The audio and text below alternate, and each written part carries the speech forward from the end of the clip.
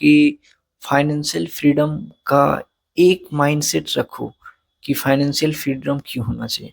अगर वो तुम्हारा जैसे 30 से पहले होगा बहुत अच्छी बात है। हम ये नहीं कह रहे कि 20 में ही हो जा। 20 में बहुत लोग का जनरेशनल वेल्थ होगा तो वो हो सकता है।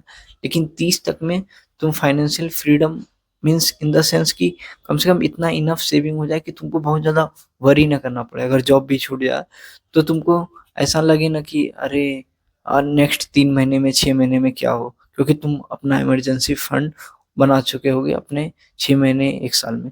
तो 30 तक तुम पैसे को उस लेवल पे तुम चले जाओ अपने अभी के जन अनुसार से कि तुम्हारा कितना खर्च हो रहा पर मंथ में, उसके अनुसार से वो तुम्हारा वो कॉर्पस बन जाएगा। सो इस वीडियो में मैं बताऊंगा फाइनेंशियल फ्रीडम क्यों जरूरी है तुम्हारी लाइफ में। इससे क्या पहला एक्सपेक्ट होता है कि स्टेट ऑफ माइंड। अगर तुम फाइनेंशियल फ्रीडम हो तो यही बात जो अभी पहले बोले थे जॉब का, तो तुम बहुत ज्यादा स्ट्रेस नहीं लोगे कि अब मैं क्या करूं। क्यों? क्योंकि तुम्हारे पास 3 महीने 6 महीने का या 1 साल का तुम्हारे पास बैकअप है। तुम उस टाइम पे वो पैसे यूज करके तुम अलग जॉब में जाने का या फिर जो तुमको करना चाह रहे थे उस चीज में तुम अपना टाइम दे सकते हो। एज अ वो पैसे एज अ बैकअप हो जाएगा तुम्हारे लिए। तो इससे के थ्रू ये financial freedom state of mind में के लिए भी बहुत जरूरी होता है।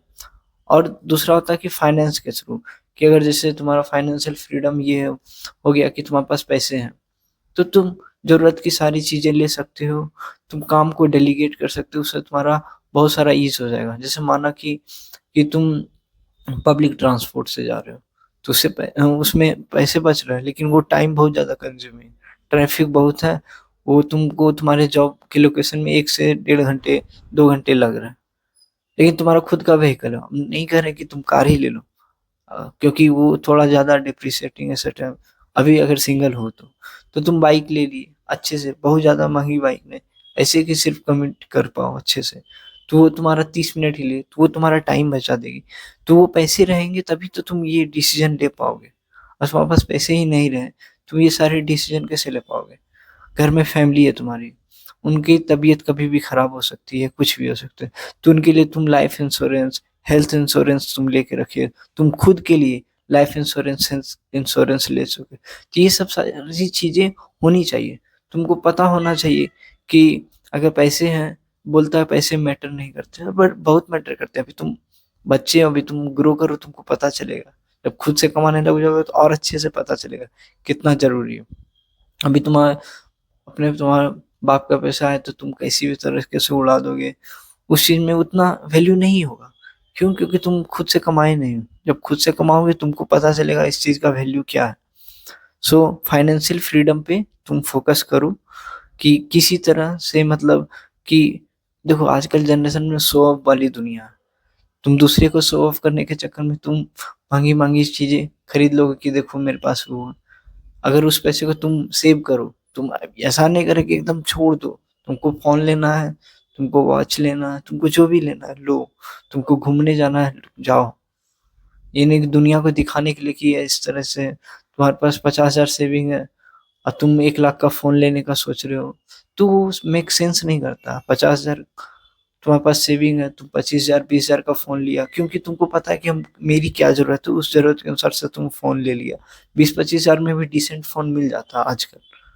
तो 30,000 तुम इन्वेस्ट कर दिया, लेकिन तुम अब दुनिया को दिखाने के लिए कि देखो मेरे पास आईफ़ोन है या फिर जो भी कि 1 लाख का फ़ोन है और 50,000 से तुम फिर ईएमआई ली, फिर तुम हर महीने ईएमआई दे रहे हो। अब तुम सोचो इस सिचुएशन में तुम्हारा जॉब चला जाए, तो फिर तुम उसको ईएमआई को कैसे पे करोगे? समझ रहे हो ना? तो तुम इस यहाँ पे फाइनेंशियल फ्रीडम नहीं हुए, तुम डेब्ट में, तुम ट्रैप में फँस गए तुम।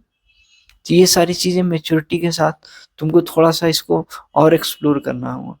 तो मेरा जो मेन है कि मेरा जो चैनल है उसमें सब है, होगा कि हेल्थ से रिलेटेड, मनी से रिलेटेड, माइंडसेट से रिलेटेड, फिर उसके बाद डेटिंग से भी रिलेटेड, रिलेशनशिप्स एंड फिर उसके बाद फैशन, फिटनेस वो जो भी है, उससे रिलेटेड हम थोड़ा मेरा ब्रॉड होगा। जो भी हम सीखें वो सारा चीज़ मैं बताऊँगा। सो इसलिए ये थोड़ा-सा माइंड में रखोगे ना कि ये फाइनेंशियल फ्रीडम बहुत फ़ायदा करेगा। तुम बहुत ही आसान रहोगे, तुम जो भी चीज़ है ना, तुम कर पाओगे, तुम रिस्क ले पाओगे। तुमको बहुत बहुत लोग को देखे हैं क्या कि बहुत अच्छा पैसा, बहुत अच्छा कमा रहा है। एक 1 लाख रुपया पर मंथ कमा रहा है, लेकिन उसका ईएमआई ही 50% चला जा रहा है, तो बचा 5-10 हजार रुपया भी नहीं रहा 1 लाख में। समझ ना? क्यों? क्योंकि वो फंस गया। अब वो चाह के भी जॉब नहीं छोड़ सकता, उसको डर रहेगा, छूट गया तो भी वो कुछ नहीं कर पाएगा। तो वो फाइनेंशियल फ्रीडम नहीं है, वो रेट रेस में फंस गया वो। समझ ना? तो ये डेप्थ में भी नहीं जाना चाहिए, ये सारी चीजें हैं। तो हम इसका कुछ कुछ अभी इसका एक प्लेलिस्ट बना करके वो डालते जाएंगे, और अभी मेरा मेन मकसद मनी से रिलेटेड इस चैनल पे अभी होगा फिलहाल के लिए। सो इसको हमेशा स्टेट ऑफ माइंड और फाइनेंस के टर्म में हमेशा याद रखो कि फाइनेंशियल फ्रीडम हमको होना है, वो जरूरी है लाइफ में। समझ रहे हो ना?